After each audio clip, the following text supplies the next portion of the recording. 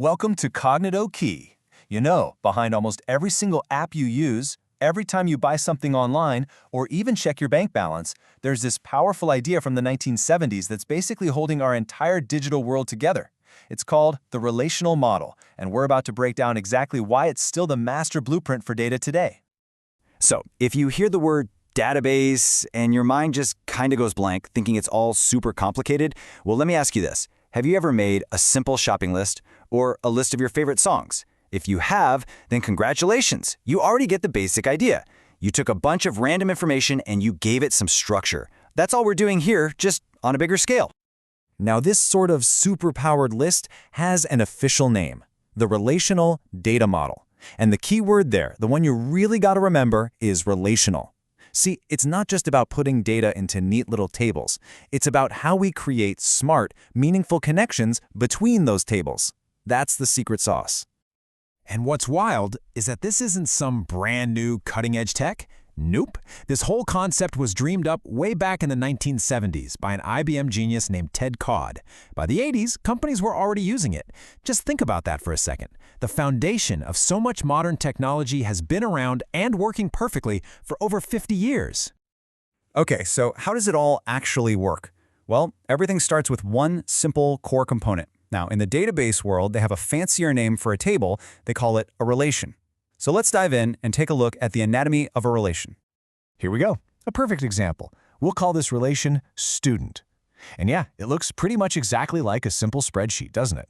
We've got our columns that tell us what kind of info we're looking at, roll number, name, department, and then each row is just the data for one single student. Simple. All right, time for a little bit of the official lingo. The whole table itself, that's what we call a relation. And those columns, the headers like roll number and name, those are called attributes. You can just think of them as the labels on a form telling you what to fill in.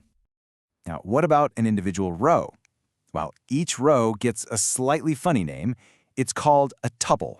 Seriously. The easiest way to think about it is that one tuple is one complete record. It's all the info for Sarah in one line, all the info for Ben in the next. One row, one entity. And if we zoom in one last time to the smallest possible piece, see that single cell? Just the name Sarah or just the number 101. That individual value is called a field. That's our most basic building block. Okay, vocabulary lesson over. But here's where it gets really important. You see, you can't just throw any old table together and call it a proper relation. Oh no! It has to follow a very strict set of ground rules, and these rules are what make the whole system so reliable and powerful. So here are the fundamental laws. First, every table and every column needs a unique name. That's just common sense, right? But this next one is absolutely critical. No two rows can be identical. No duplicates allowed. This is how we make sure every entry is unique. And finally, it doesn't matter if a row is at the top or the bottom. The data is still the same. And here is another huge rule. Each little box, each field, can only hold one single value. You can't, for example, stuff two different names into the name field for one student. No way. One box, one piece of data. This is all about keeping things clean, clear, and unambiguous. So we have our basic rules. But what if we need some extra security? Like bodyguards for our data to make sure it stays accurate and consistent. Well, that's where something called constraints comes into play.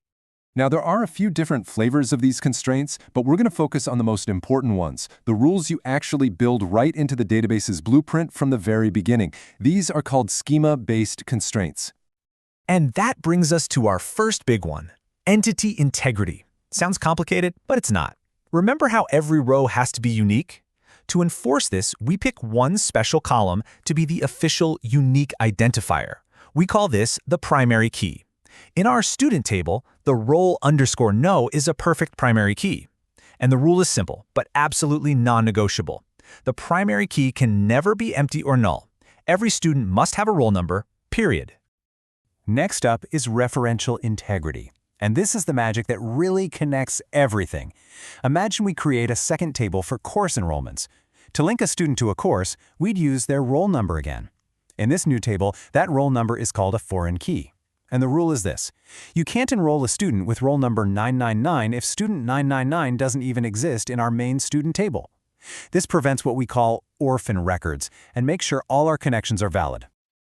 So we've looked at the structure, the rules, the safeguards, which brings us to the big question.